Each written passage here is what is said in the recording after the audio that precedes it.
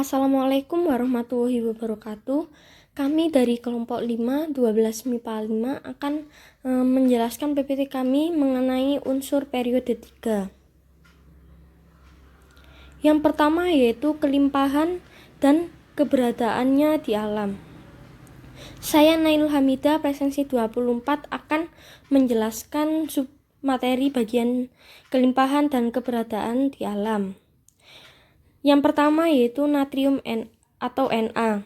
Natrium ini merupakan unsur kimia yang dalam tabel periodik itu memiliki simbol Na dan nomor atom 11.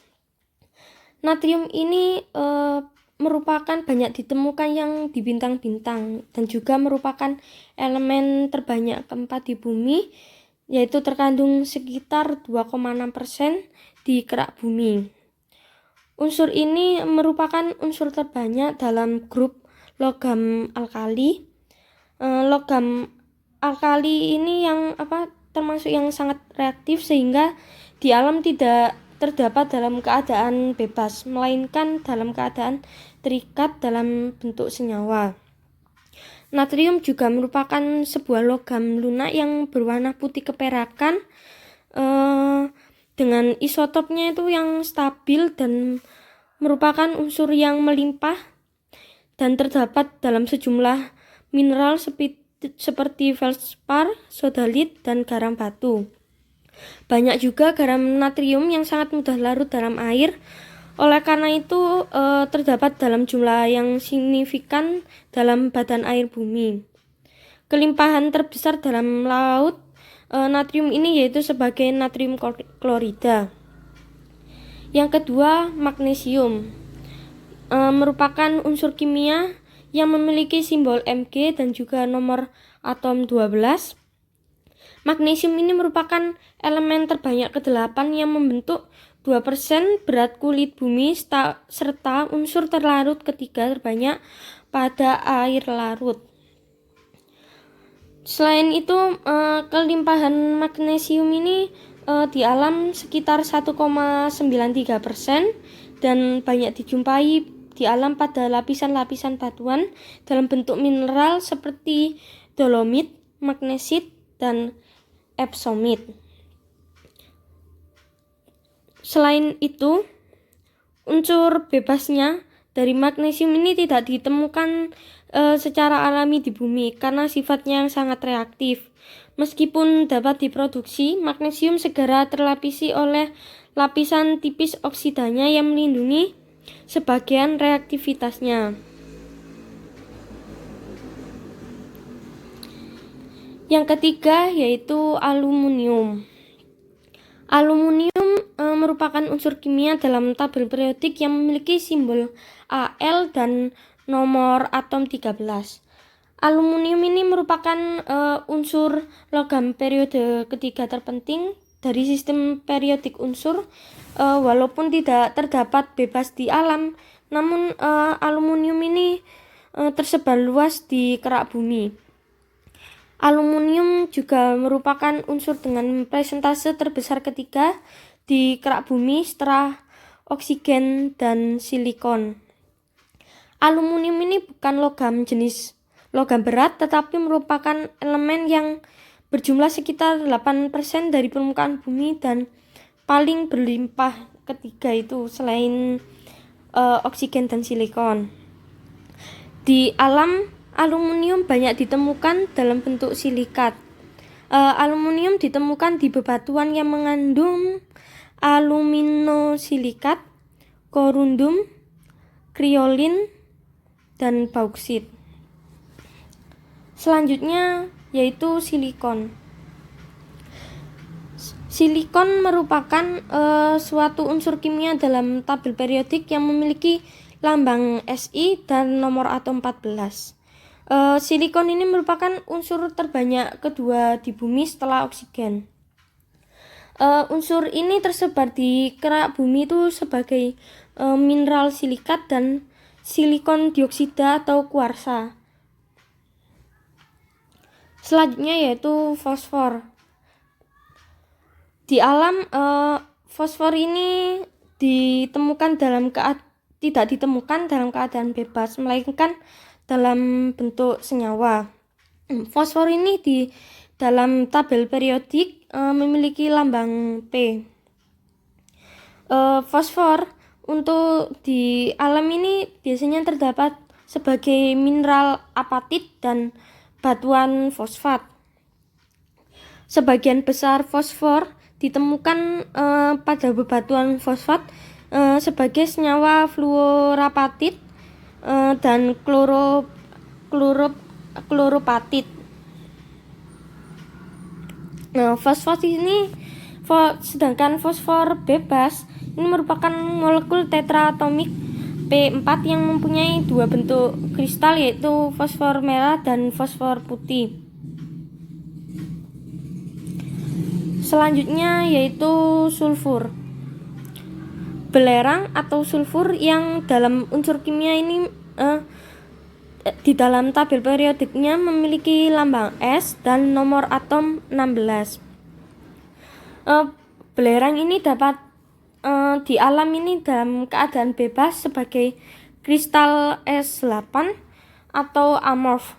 Sumber belerang terdapat pada kawah gunung berapi. Selain itu, belerang bebas juga terdapat dalam deposit belerang di dalam perut bumi. Belerang ini dalam bentuk aslinya merupakan sebuah zat padat kristalin berwarna kuning. Sedangkan di alam, belerang dapat ditemukan sebagai unsur murni atau sebagai mineral-mineral sulfide dan sulfat yang merupakan unsur penting untuk kehidupan dan ditemukan dalam dua asam amino. Penggunaan sulfur ini biasanya itu terdapat dalam fertilizer, namun juga dalam bubuk mesin, korek api, insektisida, dan fungisida. Senyawa belerang tersebar di alam ini sebagai gas H2S, batuan-batuan sulfat misalnya pada batuan gipsum, serta mineral sulfida misalnya pirit dan kalkupirit, serta galena. Selanjutnya yaitu klor. Klor merupakan unsur kimia dengan simbol Cl dan nomor atom 17. Dalam tabel periodik, unsur ini termasuk kelompok unsur halogen atau grup 17. Sistem lamanya itu golongan 7 atau 7A. Dalam bentuk ion klorida, unsur ini merupakan pembentuk garam dan senyawa lain yang tersedia di alam dalam jumlah yang sangat berlimpah dan diperlukan untuk pembentukan hampir semua bentuk kehidupan, termasuk juga manusia. Dan yang terakhir yaitu argon. Argon merupakan gas ketiga yang paling umum di atmosfer bumi dengan kelimpahan 0,934%. Udara kering menjadikan argon ini menjadi gas dengan kelimpahan 2 kali kelimpahan uap air dan 23 kali kelimpahan gas atmosfer lainnya, karbon dioksida, dan lebih dari 500 kali kelimpahan gas mulia berikutnya yaitu neon. Saya Nisrina Salsabila, presensi 25, akan mempresentasikan tentang sifat fisika unsur periode 3. Berdasarkan tabel pada gambar PPT, dapat dilihat bahwa 1 dari kiri ke kanan, jumlah elektron valensi semakin banyak, sedangkan jumlah kulitnya tetap. 2 dari kiri ke kanan, jari-jari atom semakin kecil sehingga semakin sukar melepaskan elektron atau ionisasinya semakin besar. Yang ketiga, dari kiri ke kanan, harga keelektronegatifan unsur periode ketiga semakin besar dan begitu pula sebaliknya, harga keelektropositifan semakin kecil. Yang keempat, unsur natrium, magnesium, aluminium, silikon, fosfor, sulfur berwujud padat pada suhu kamar karena unsur-unsur tersebut memiliki harga titik leleh dan titik didih di atas suhu ruangan. Sedangkan unsur klorida dan argon berwujud gas karena memiliki titik leleh dan titik didih di bawah suhu ruangan. Yang kelima, dalam periode ketiga, letak logam di sebelah kiri makin ke kiri sifat logam semakin reaktif. natrium lebih besar daripada magnesium, magnesium lebih besar daripada aluminium. Jadi, natrium merupakan sifat paling reaktif di antara yang lain. Yang selanjutnya yaitu sifat atomik fisika unsur periode 3. 1. Kerapatan bertambah dari natrium ke aluminium, lalu berkurang dari aluminium ke argon. Kerapatan adalah perbandingan antara massa atom-atom dengan suatu unit volume yang ditempatinya. Nilai kerapatan bergantung pada massa atom dan jari-jari atom. Semakin besar massa atom, maka jari-jari atom akan semakin kecil.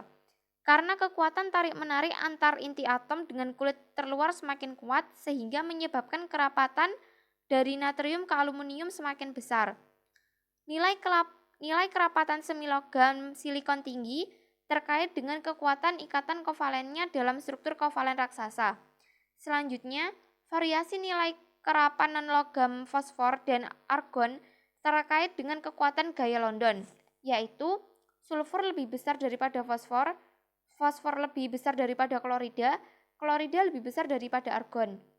Yang kedua, kekerasan bertambah dari natrium ke silikon. Kekerasan adalah resistensi terhadap goresan atau penetrasi permukaan bahan. Pertambahan kekerasan dapat dijelaskan dari kekuatan ikatan logam yang meningkat dari natrium ke aluminium dan kekuatan ikatan kovalen pada silikon. Yang ketiga, titik lele dan perubahan kalor lele bertambah dari natrium ke silikon, lalu berkurang dari silikon ke argon. Titik lele adalah suhu di mana tekanan uap zat padat sama dengan tekanan uap zat cairnya. Perubahan kalor leleh menunjukkan energi yang diperlukan untuk mengubah 1 mol padatan menjadi 1 mol cairan pada titik lelehnya. Kenaikan titik leleh dan perubahan kalor leleh dari natrium ke silikon dijelaskan dengan kekuatan ikatan logamnya yang meningkat dari natrium ke aluminium dan kekuatan ikatan kovalen pada silikon. Sedangkan kecenderungan penurunan titik leleh dan perubahan kalor leleh dari silikon ke argon terkait dengan variasi kekuatan gaya London, yaitu sulfur lebih besar daripada fosfor, fosfor lebih besar daripada klorida, klorida lebih besar daripada argon. Yang keempat, titik didih dan perubahan kalor didih bertambah dari natrium ke silikon, lalu berkurang dari silikon ke argon. Titik didih adalah suhu di mana tekanan uap zat cair sama dengan tekanan di sekitarnya. Perubahan kalor didih menunjukkan energi yang diperlukan untuk mengubah 1 mol zat cair menjadi 1 mol gas pada titik didihnya. Kenaikan dan penurunan titik didih serta perubahan kalor didih dapat dijelaskan seperti halnya kecenderungan titik leleh dan perubahan kalor leleh. Yang kelima, daya hantar listrik dan daya hantar panas logam natrium, magnesium, dan aluminium lebih baik dibandingkan semilogam, silikon, dan non-logam, fosfor, sulfur, klorida, dan argon. Daya hantar listrik berkaitan dengan pergerakan muatan listrik karena pengaruh pergerakan elektron bebas. Daya hantar panas berkaitan dengan jumlah partikel untuk meneruskan energi kinetik ke partikel lainnya. Yang pertama, logam natrium dan magnesium dan aluminium memiliki daya hantar listrik dan panas yang baik karena memiliki elektron valensi dalam ikatan logamnya dapat bergerak bebas. Yang kedua, semi logam silikon memiliki daya hantar panas dan listrik yang cukup baik dibanding non-logam karena ikatan kovalen di mana elektron-elektronnya terikat ke inti atom. Yang ketiga, non-logam fosfor, sulfur, klorida, dan argon tidak memiliki daya hantar listrik karena struktur unsurnya tidak memiliki elektron bebas dan memiliki daya hantar panas karena pengaruh melemahnya kekuatan ikatan London sehingga partikel menjadi mudah bergerak.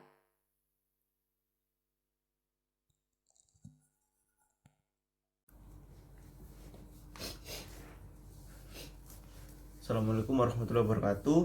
Nama saya Muhammad Sanir Safi Amanullah, presensi 21 dari kelas 1245 dari kelompok 5 akan menjelaskan tentang sifat kimia dari unsur periode 3. Sifat yang pertama yaitu sifat reduksi dan sifat pengoksidasi. Contohnya dari Na ke Cl dalam periode ketiga sifat reduksi berkurang dan sifat pengoksidasinya bertambah. Makin besar harga potensial elektroda atau semakin positif, makin mudah juga mengalami reduksi. Sebaliknya, makin kecil atau makin negatif, maka harga potensial elektroda makin mudah teroksidasi. Natrium merupakan reduksi terkuat, sedangkan klorin merupakan oksidasi terlemah. Untuk lebih jelasnya, untuk angka lebih jelasnya dapat dilihat di tabel di PPT kami. Lalu sifat kedua adalah sifat logam dan non-logam. Unsur periodik dari kiri ke kanan memiliki sifat logam semakin lemah, sehingga non-logam semakin kuat. Contohnya dapat dilihat di tabel di PPT kami halaman 12 dan juga 13. Untuk sifat yang ketiga, sifat asam dan basa hidroksida. Hidroksida dari natrium, magnesium, dan aluminium cukup stabil, yaitu natrium hidroksida, magnesium 2 hidroksida, dan aluminium trihidroksida. Hidroksida dari silikon, fosfor, belerang, dan klor tidak stabil karena melepaskan molekul air. Sifat hidroksida dari unsur periode ketiga dipengaruhi oleh energi ionisasi dari unsur tersebut. Jika energi ionisasi rendah, maka ikatan MOH bersifat ionik dan hidroksida bersifat basa. Dalam air akan melepaskan ion OH-. Jika energi ionisasi tinggi, maka ikatan MOH bersifat kovalen. Ikatan OH bersifat polar, sehingga ikatan tersebut dapat mengalami hidrolisis dan melepaskan ion H+. Dengan demikian larutnya bersifat asam larutannya. Mohon maaf saya pilek. Kecenderungan energi ionisasi unsur periode ketiga adalah semakin bertambah dari natrium ke klor. Oleh karena itu, sifat basa dari unsur-unsur di sebelah kiri lebih kuat, sedangkan unsur di sebelah kanan sifat asamnya itu lebih kuat.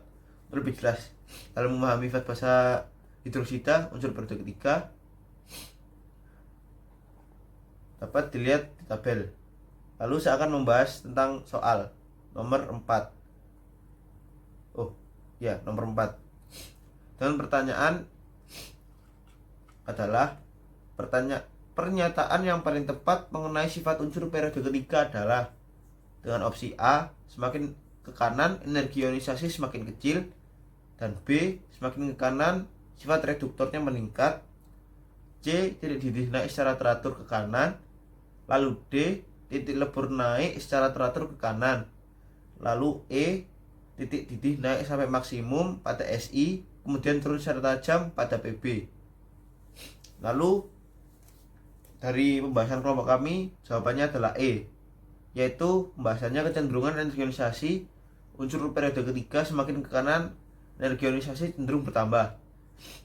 Menurut sifat reduktor unsur-unsur periode ketiga semakin ke kanan berkurang titik cair dan titik didihnya, dan dari kiri ke kanan meningkat secara bertahap dan mencapai puncaknya pada silikon atau Si, kemudian turun secara drastis pada fosfor. Terima kasih. Demikian pembahasan sifat kimia dan latihan soal dan pembahasan nomor 4 dari saya. Mohon maaf jika ada kekurangan dan banyak kesalahan. Sekian, terima kasih.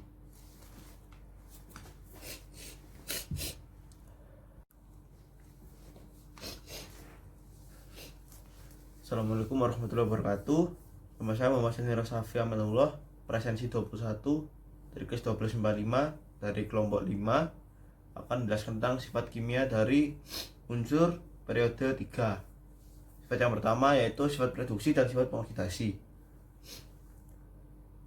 Contohnya dari NaCl dalam periode ketiga sifat reduksi berkurang dan sifat pengoksidasinya bertambah. Makin besar harga potensial elektroda atau semakin positif, makin mudah juga mengalami reduksi.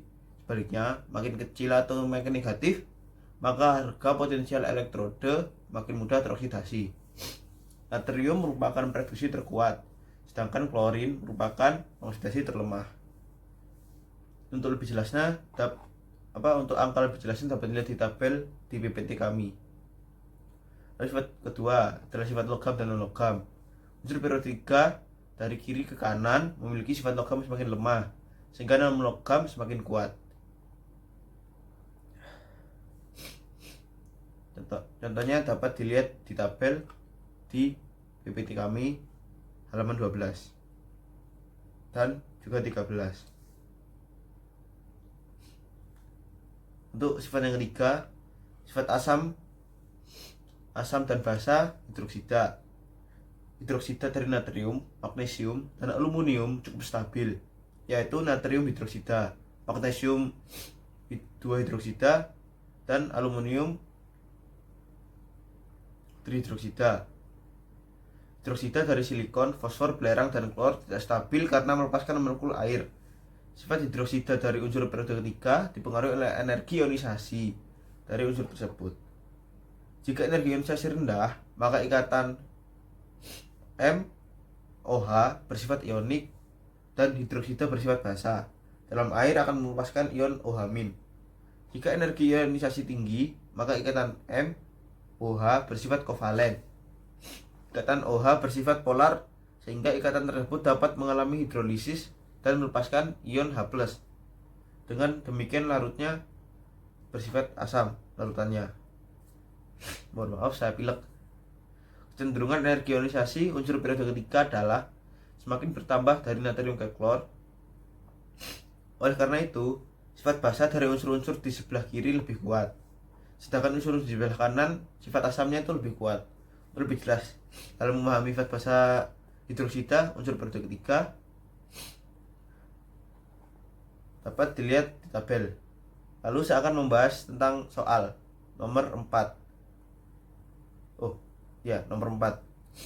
Dan pertanyaan adalah pernyataan yang paling tepat mengenai sifat unsur periode ketiga adalah dengan opsi A, semakin ke kanan energi ionisasi semakin kecil, dan B, semakin ke kanan sifat reduktornya meningkat, C, titik didih naik secara teratur ke kanan, lalu D, titik lebur naik secara teratur ke kanan, lalu E, titik didih naik sampai maksimum pada SI, kemudian turun secara tajam pada PB. Lalu dari pembahasan kelompok kami, jawabannya adalah E, yaitu pembahasannya kecenderungan energi ionisasi unsur periode ketiga semakin ke kanan, energi ionisasi cenderung bertambah. Menurut sifat reduktor unsur-unsur periode ketiga semakin ke kanan berkurang titik cair dan titik didihnya, dan dari kiri ke kanan meningkat secara bertahap dan mencapai puncaknya pada silikon atau Si, kemudian turun secara drastis pada fosfor. Terima kasih.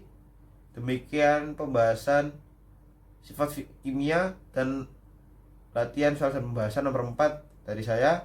Mohon maaf jika ada kekurangan dan banyak kesalahan. Sekian, terima kasih.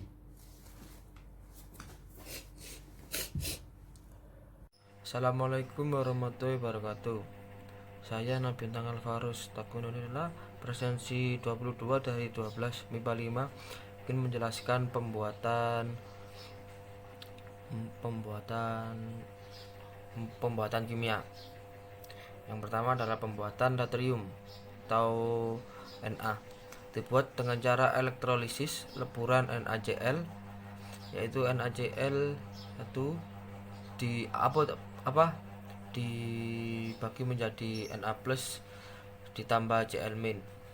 Katodenya ada Na+ ditambah I- menghasilkan Na. Anodenya ada 2Cl dihasilkan dari Cl2 ditambah 2I-. Natrium dibuat dari elektrolisis lelehan natrium klorida atau NaCl yang dicampur dengan kalsium klorida atau bisa disebut dengan proses Downs. Yang kedua ada pembuatan magnesium atau Mg. Pembuatan unsur dan senyawa magnesium ini dapat diperoleh melalui proses Downs, di mana magnesium diendapkan sebagai magnesium hidroksida dengan menambahkan CaOH2 ke dalam air laut. Setelah itu tambahkan asam klorida untuk mendapatkan kloridanya, yang kemudian diperoleh kristal magnesium klorida atau MgCl6H2O. Yang ketiga ada pembuatan aluminium atau Al. Langkah pertama sebelum proses elektrolisis aluminium adalah memperoleh aluminium oksida dari bauksit. Bauksit kotor dicuci dengan larutan NaOH pekat untuk memisahkan Al2O3 dari zat-zat lain yang ada dalam bauksit. Selanjutnya, larutan yang dihasilkan ditambahkan asam agar terbentuk endapan AlOH3. Kemudian endapan AlOH3 dipanaskan agar terurai dengan Al2O3 murni. Leburan aluminium oksida yang diperoleh dari elektrolisis.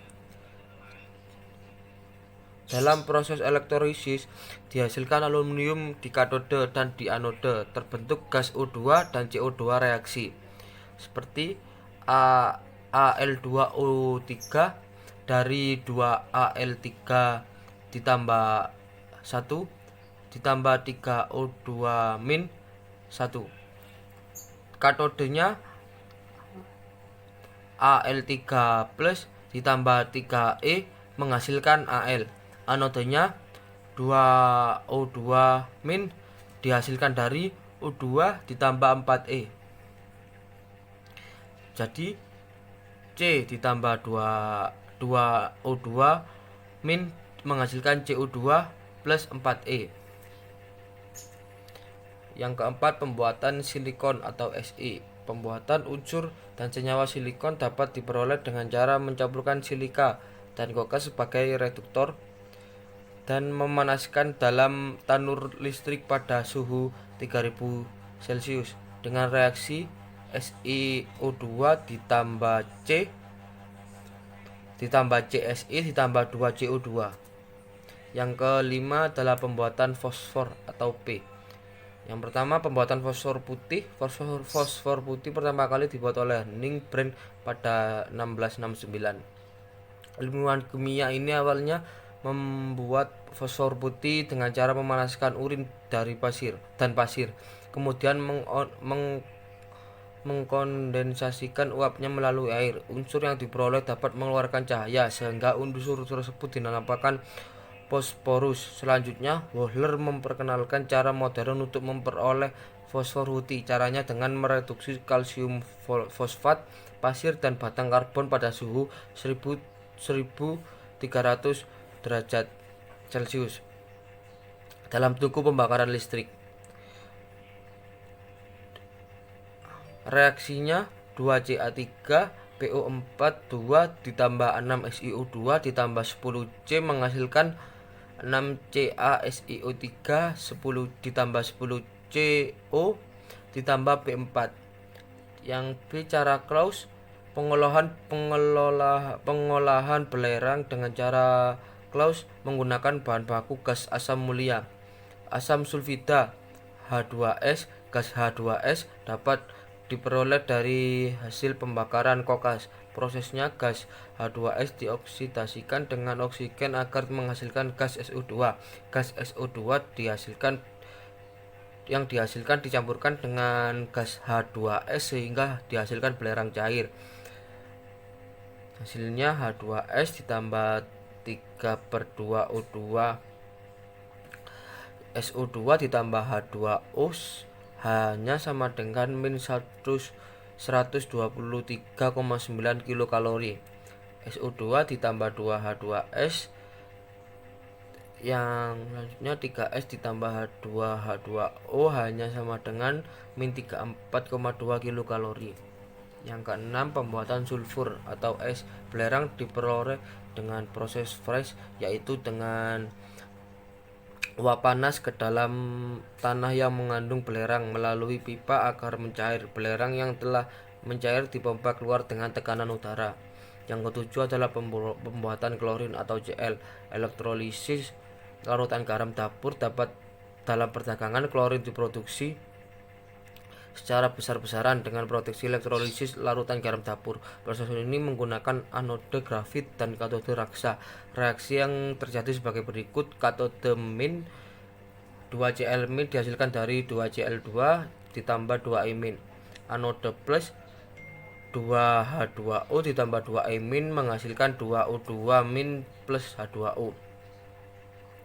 2Cl- plus 2H2O 2 CCl2 plus 2OH min plus H plus H2. Mereaksikan klorida dengan MnO2 dalam H2SO4 pekat. Pada reaksi ini MnO2 berfungsi sebagai oksidator. Reaksi yang terjadi adalah MnO2 ditambah 2Cl min plus 4H plus menghasilkan 2Cl2 Mn2 plus 2H2O.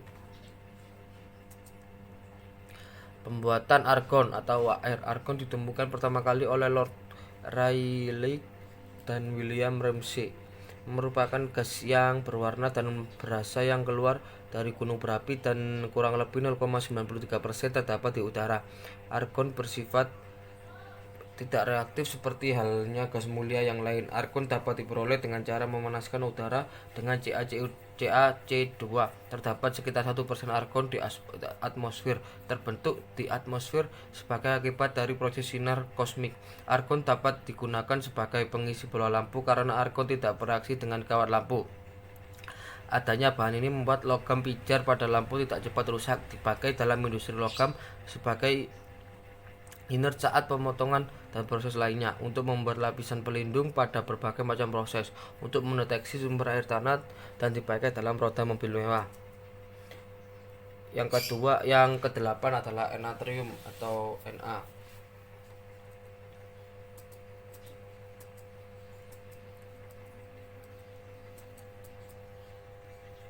Untuk yang selanjutnya adalah pembahasan soal nomor 5. Nomor 5 adalah sifat asam unsur periode ketiga. Berikut yang paling kuat adalah, jawabannya adalah E, HClO4. Pembahasan sifat asam yang paling kuat adalah HClO4. Jika energi ionisasinya kecil, maka mudah untuk melepaskan elektron sehingga larutan tersebut bersifat basa. Kemudian sebaliknya, jika energi ionisasinya besar, maka mudah menerima elektron sehingga larutan bersifat asam. HClO4 asam kuat lebih dari H2SO4, asam kuat lebih dari H3PO4, asam lemah lebih dari H2SiO3, asam sangat lemah lebih kuat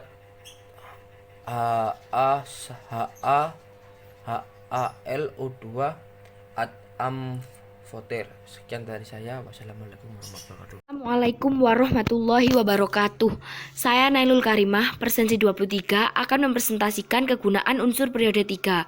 Yang pertama, kegunaan natrium. 1. Dipakai dalam pembuatan ester. 2. Na-benzoat dipakai dalam pengawetan makanan. 3. Na-glutamat dipakai untuk penyedap makanan. 4.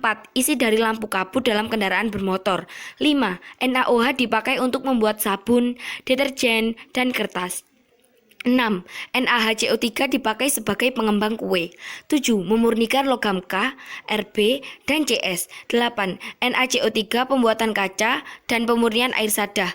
9. Mereduksi lelehan KCl bertujuan untuk memperoleh logam kalium. 10.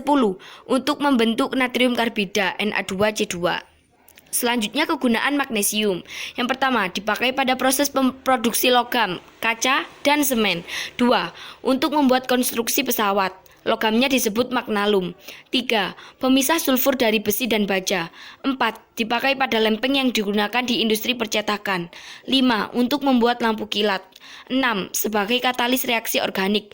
7. Untuk antasid atau MgOH2, pencahar atau MgSO4, bata tahan api atau MgO, tapal gigi, dan kosmetik atau MgCO3. Selanjutnya, kegunaan aluminium. 1. Banyak dipakai dalam industri pesawat. 2. Untuk membuat konstruksi bangunan. 3. Dipakai pada berbagai macam aloi. 4. Untuk membuat magnet yang kuat. 5. Tawas sebagai penjernih air.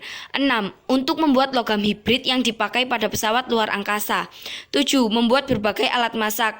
Al 90%, Mg 10%.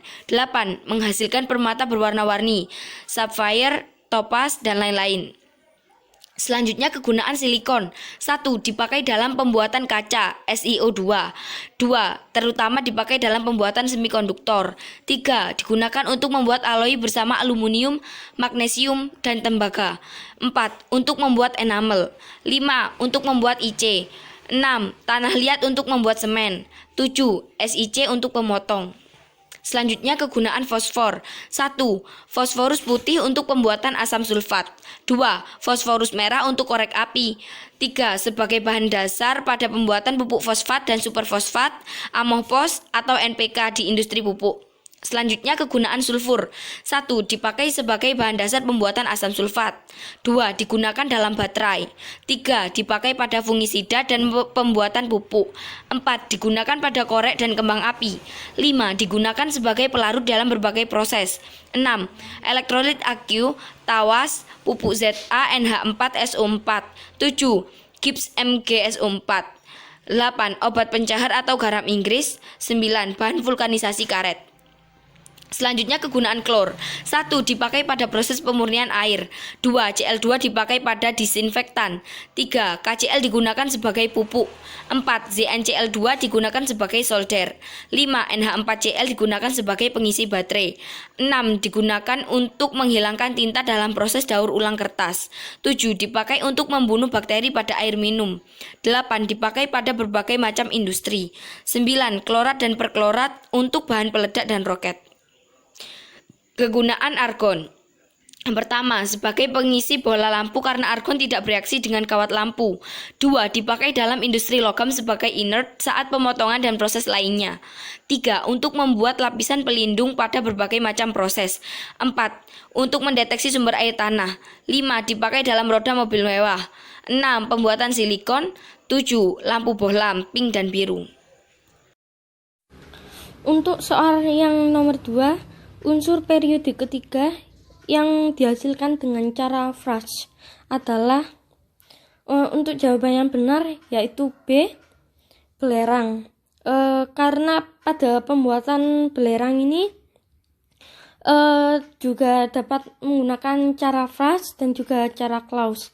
Untuk cara Frost sendiri itu merupakan cara yang pengeboran untuk mendapatkan kembali simpanan belerang yang terkandung di dalam tanah dengan cara seperti memasukkan uap panas ke dalam tanah yang mengandung belerang itu melalui pipa agar belerangnya itu mencair. Belerang yang telah mencair kemudian itu dipompa keluar dengan tekanan udara gitu. Untuk cara Frost. Latihan soal dan pembahasan soal nomor 1.